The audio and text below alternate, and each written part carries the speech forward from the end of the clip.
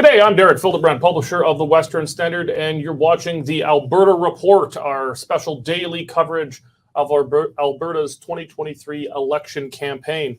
I'm joined, as usual, by the Western Standard's news editor, Dave Naylor, and also Nigel Hannaford, our opinion editor, is away at the moment, but we're joined, no worry, by Western Standard's Calgary energy reporter, Sean Polzer. How are you doing, Sean? Good, thanks. Welcome. Okay. We're going to jump right to it. Smith's big tax cut promise. Smith promising a massive cut in personal income taxes, particularly for lower and lower middle income earners, but will affect all Albertans. We're going to talk about that big promise right off the top. Notley had a big campaign stop in Calgary. No real promises made, but kind of, I think, setting the tone of the tenor of what her campaigns are going to be. And no surprise, Alberta NDP leader Rachel Notley continuing to refuse to take questions from all reporters who are not funded by the federal government.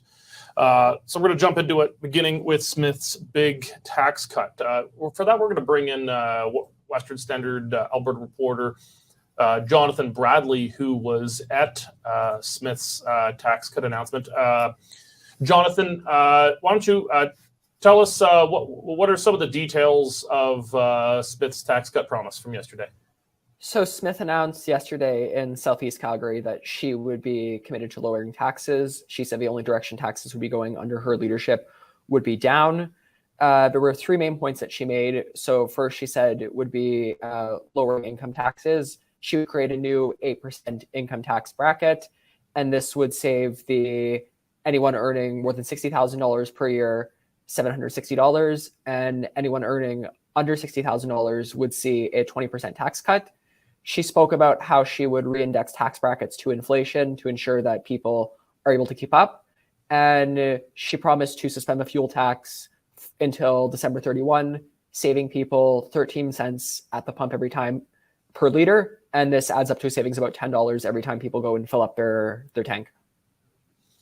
So this is so it's a 20% tax cut on all income earned under $60,000. So that means, if you're at $60,000 or less, you're going to see 20% less taxes.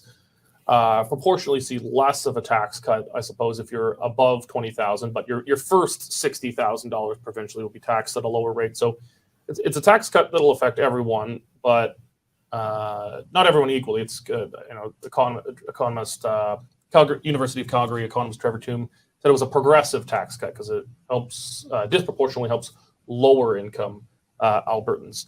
But I want to talk about kind of the politics of this. Dave, it's it comes at a cost to the Treasury of $1 billion. I always, Rachel Notley responding to this said that's going to cost the government money. It's just money the government doesn't get to take. That's not the way taxes work. All money doesn't just start being owned by the government and they get to rebate it to us. But targeting lower income people here rather than kind of the upper and middle class taxpayers. How do you think this plays politically on the campaign trail? Well, anytime you hear the word tax cuts, it's a good thing. And I think you have to look where the Premier held a press conference. Deepest suburbia that Calgary can get down in Auburn Bay, basically on somebody's driveway. So this is the message she's trying to send to Alberta families that, elect me and I'll cut your taxes. And, it's a heck of a promise to make, and it's usually a winner. And I don't discount that gas tax thing too. If you're, a big truck like you, if you're filling up once every 10 days or so, it's going to save you a lot of money between now and the end of the year. So Danielle Smith is promising more money in people's pockets. And as she said, and as you just said, it doesn't belong to the government, it belongs to us. Jonathan, did Smith say how long the fuel tax would be axed? I know that was she's eliminated the provincial gas tax here largely as a way of kind of negating the federal carbon tax. Just means that Ottawa is keeping the money instead of Alberta. but at least for the person driving their vehicle, it kind of nets out be closer to zero. Did Smith say was this going to be temporary or permanent? Did she say anything about the cut to the gas tax being permanent? She said that the fuel tax would be suspended until December 31. No further details were provided about that.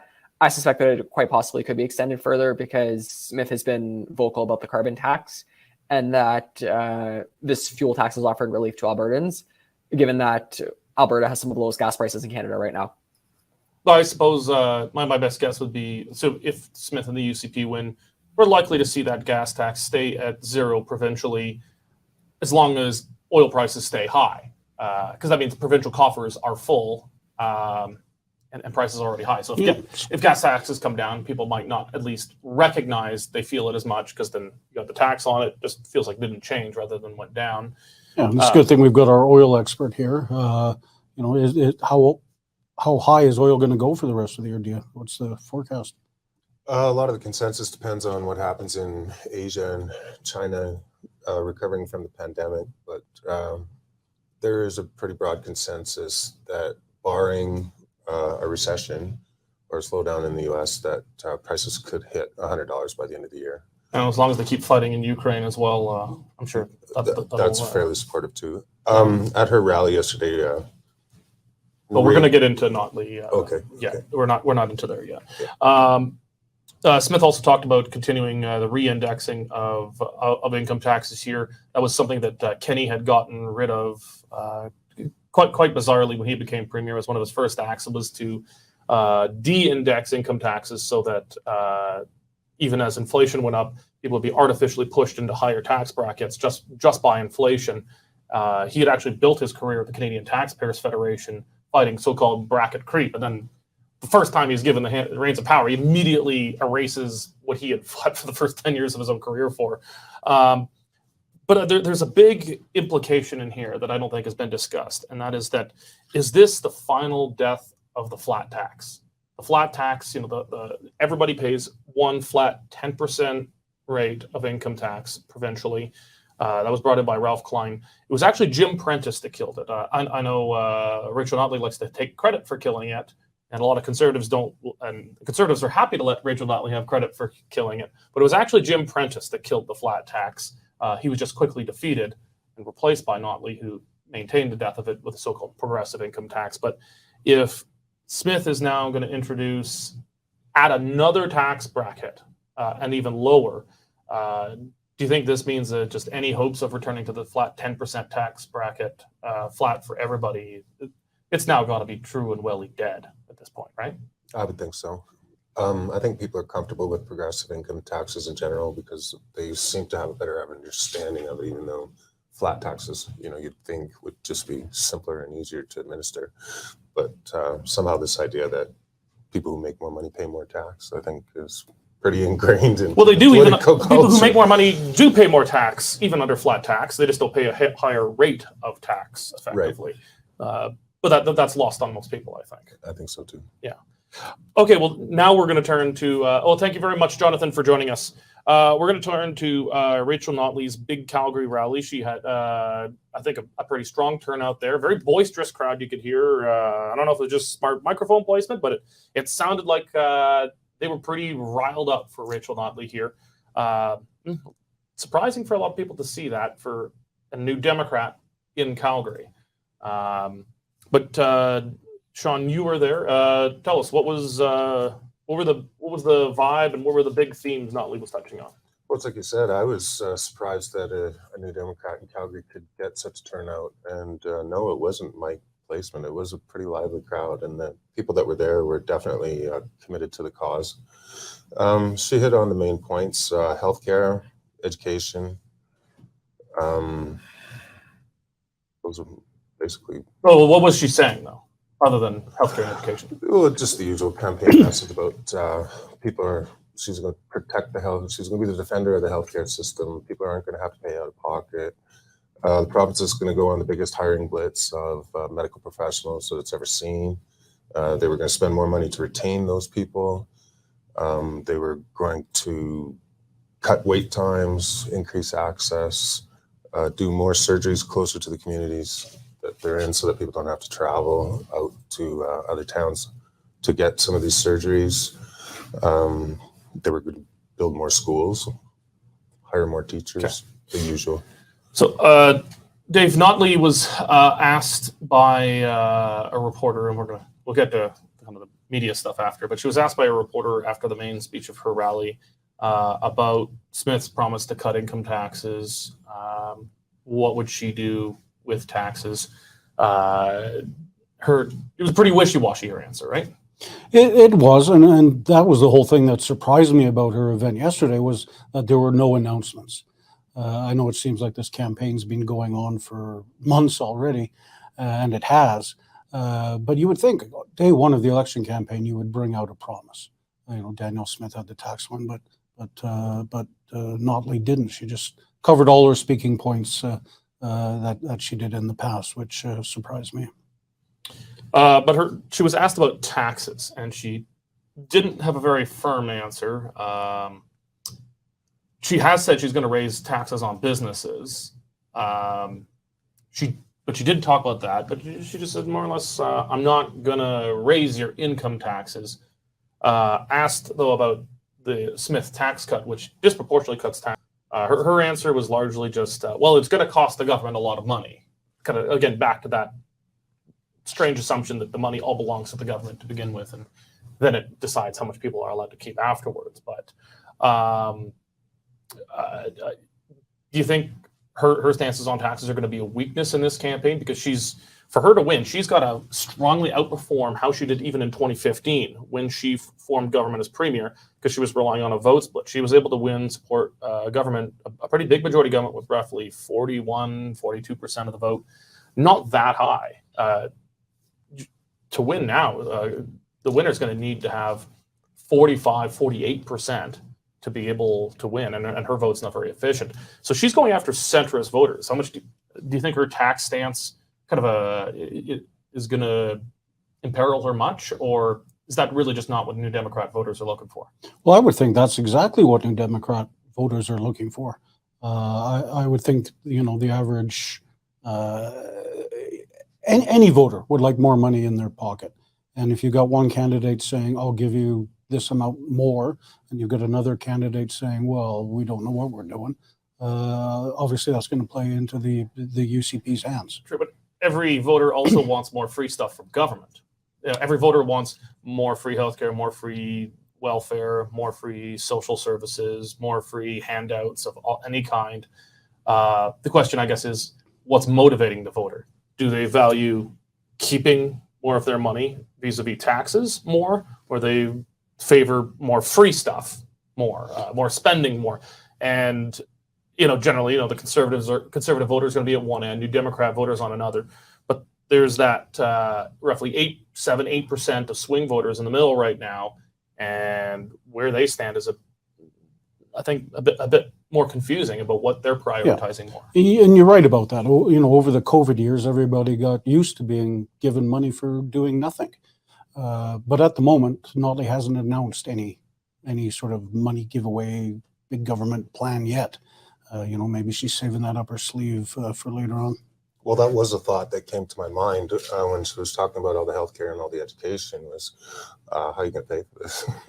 You're not going to raise taxes, but where is that money going to come? Well, temporarily, I think the parties can promise virtually anything they want, because temporarily, natural resource revenues are so high, they can promise anything. The question is, as soon as that stuff ends, then we're going to be in huge trouble. But in the short term, anyone can promise a balanced budget because there's just so much money coming in. It's just the long term that stuff doesn't make sense. She made that point as well, that while she was in government, oil and gas revenues were about $4 billion a year, and in this latest budget, they were about 24. Yeah. Okay. We're also so at Notley's launch there afterwards, as we were saying, she took some questions from the media, but no surprise, she limited questions strictly to media that are subsidized by the federal government. Sean, we sent you there to ask Rachel Notley some questions. What happened? Well, I feel like I kind of walked into something, bigger that's been playing out for a little longer, that, that wasn't anything to do with me. And it struck me, she made an interesting comment about, because one of the CBC reporters asked her, when was her last conversation with Jagmeet Singh and what did they talk about? And basically her answer was that, she didn't speak for the federal NDP and they don't speak for her and blah, blah, blah, blah. And that's kind of how I felt as well, as a reporter. Well, then, why won't you talk to me then? No, but what happened? You were sent there to ask questions. What happened? I asked to get into the queue and go for a line, and then I was given the line. It was polite that they wouldn't be taking questions from the Western Slander. The Western Slander. Because of what they perceive as wrong treatment towards some of their candidates in the past, and something I don't even know what was written about them, and that they wouldn't be taking any questions until they got a formal apology. And I said, well, I'm not the one that's going to be able to do that for you, right? Well, let me assure all of you, I will be issuing an official apology to the NDP when we all freeze in hell. Absolutely not. That's not the way it's supposed to work in a free country. Political parties, governments, politicians don't get to decide who is the press, and they certainly don't get to demand apologies from the press. It normally goes the other way around. And it's like you said too, she did mention in her speech that she is targeting a moderate swing conservative voter, somebody that has traditionally voted conservative in the past. And I just thought it was odd, we're getting 2 million page hits a month. 2.5 seems to me yeah. if she wants to appeal to moderate conservative voters, that maybe Western Standard might be a good place to You won't apologize, but will you sell them ads? I'll sell the NDP ads any day of the week if they're willing to pay the going rate. Nice. I think it's a thing that as media, we're going to have to get used to in this campaign is the leaders seem to be wanting to go directly to the people, bypassing the media. It's Tuesday. It's day 2 of the election campaign, and we don't know where the premier is. They've just issued a statement saying she's going to be meeting with volunteers in Calgary, and that's it. Sean and I have been in the game long enough that you used to get the itinerary the night before. Here 9, here 11, here 1, here 6. They basically a minute by minute for the day, so you could follow them along and tell your readers or viewers what they were doing. But both parties seem to be focusing heavily on YouTube, heavily on video town hall meetings. So it's going to be a different campaign to cover for us. Yeah. I suspect, though, that on the parts of both Smith and Notley, that this is an attempt to limit exposure to danger. I mean, campaigns are highly scripted and choreographed events, and you can do 99 things right, but you get one thing wrong. And what are we going to talk about? We're going to talk about the one thing you did wrong, because it's not very interesting talking about what you did right. And so it's the missteps that kill you on a campaign. So the less you can expose yourself to unknown factors, including reporters, the less likely you are to trip up. That's why Notley does not take questions from non-government funded media outlets, period. Smith and Notley apparently are just going to be nowhere near any press at all today who are going to have pesky questions about things. So they don't want to be tripped up. That's why I expect that would be my suspicion about why neither is telling the press about where they are today, and they're just going to pop up like gophers out of the ground around Calgary for the next month. Okay. I just wanted to add one comment, and that's even with Smith and all this talk about a lawsuit against CBC, it seems to me she still takes questions from the CBC.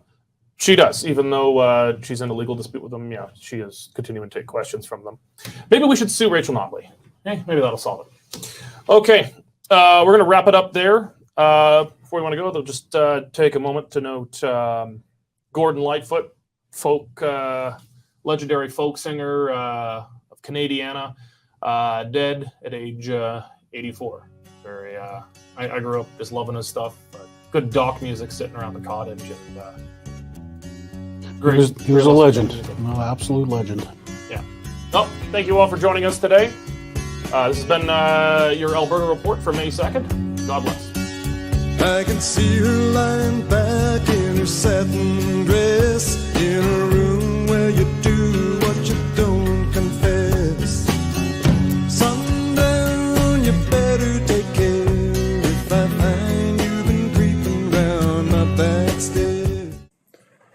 The current Lethbridge feed grain prices are as follows. Cash barley is at $4.10, feed wheat is at $4.06, and corn is at $396 per ton.